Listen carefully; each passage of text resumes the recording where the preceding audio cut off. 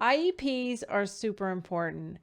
Individualized education plans. Today, I'm going to be talking all about what an IEP is and why it's important. Whether you're a parent or professional, you want to watch this one.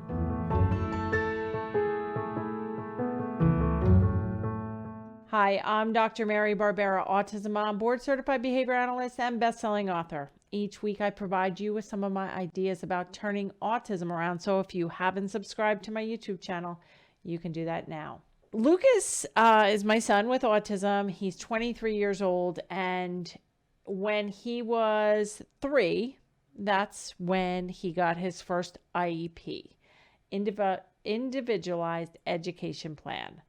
At that point, I didn't know much about what an IEP was, but I learned a lot over the years. So today I want to share what it is, why it's really important for you as a parent or professional to know about IEPs so you can be able to advocate for what is most appropriate. It needs to be based on a child's level in all areas.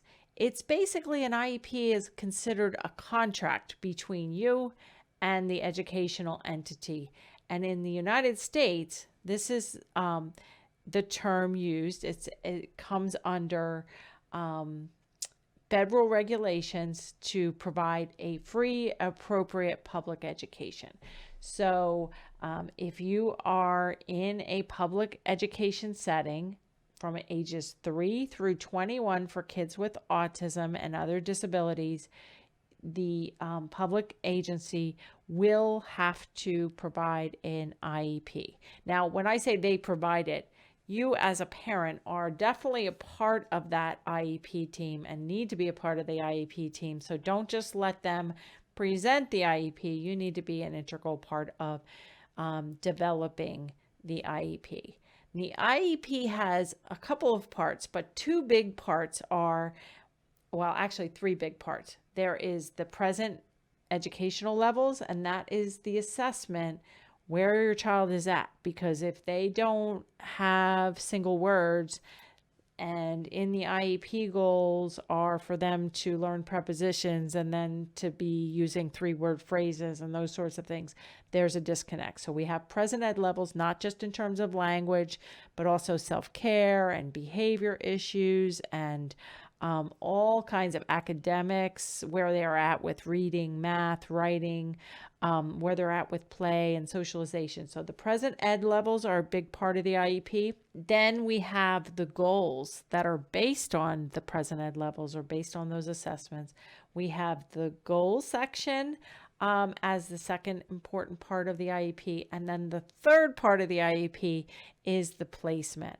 So when people say, oh, I don't like my child's current placement. I want a different placement. I want a private school. I want a 1-to-1. I want,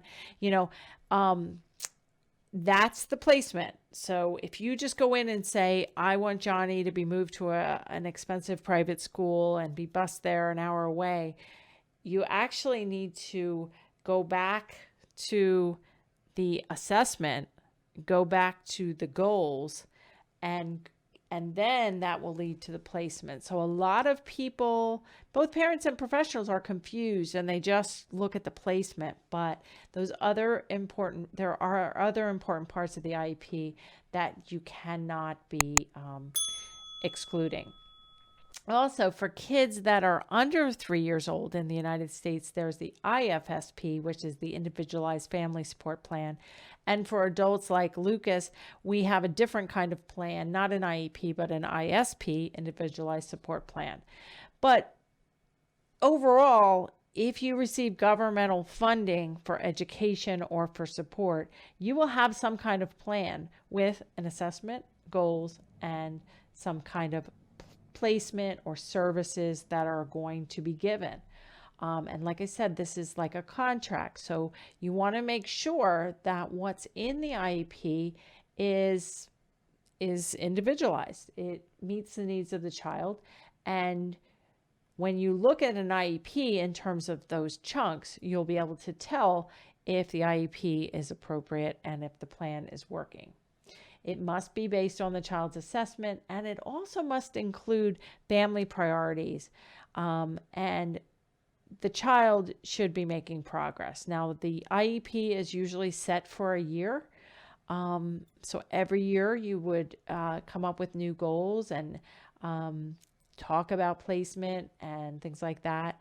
But you can always request an emergency IEP meeting if the child is making a lot of progress, the child is having problem behaviors, the child is making no progress with the current plan, or there's safety concerns and those sorts of things. You can always request an emergency IEP meeting.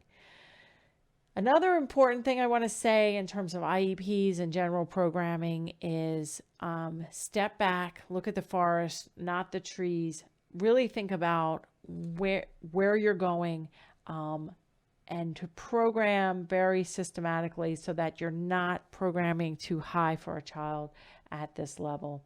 Also take into account self-care and behavior problems in the IEP. Those can all be IEP goals, and they can be a big part of the placement. Parents should advocate for the most appropriate IEP. I did do a podcast on the 5 steps for advocating. You may want to check out. And professionals also can be advocates for the child. I did a podcast with Dr. Amanda Kelly on the role of professionals in advocacy as well. So I hope you enjoyed those tips on an IEP. We do go deeper within my online courses and communities in terms of advocacy and making sure the program is very step-by-step and that the child meets all the prerequisites before going further. So to learn more about my online course and how you can begin step-by-step programming, you can start out by taking my free 2-minute autism quiz at marybarbera.com/quiz. That'll get you into a free workshop, and you'll learn more about my online courses and community there. In closing, it's extremely important for individuals with autism to have effective IEPs in place. Every child with a disability in the United States is legally entitled to an IEP. And sometimes the IEP goals are not appropriate, and the target goals may need to be changed.